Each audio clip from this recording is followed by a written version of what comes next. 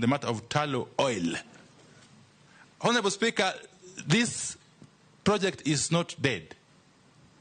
It could have taken a break, but I've taken it upon myself, if I'm appointed, to ensure that it is revived. Because tallow oil is on the ground.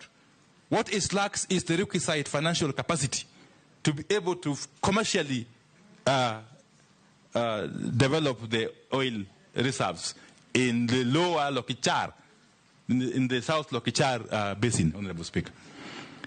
We are going to work closely with tallow oil, with the guidance of the Attorney General, to get to source for a strategic partner who can bring in some financial capital to be able to have this project completed. But again, time is of essence, Honorable Speaker.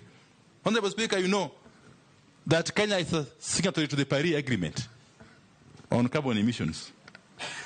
Kenya is a signatory to the Paris Agreement on carbon emissions. And if you recall, the outcome of the conference, the UN conference on climate change, COP27, in Egypt in 2022, if we don't move with speed and extract this oil in Turkana, we may be time-barred because we'll face serious restrictions, including even restrictions from potential financiers.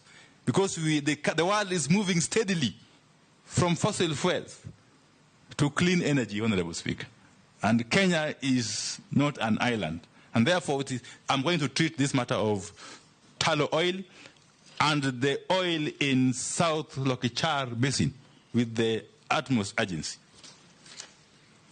Honorable Gikaria, my good friend, the member for Nakuru East,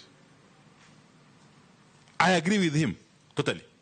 Nothing stops KEREC from putting in place meters. They can actually do the last mile up to the point of metering. Okay? And then a framework is established for handover to KPLC for purposes of billing. Honorable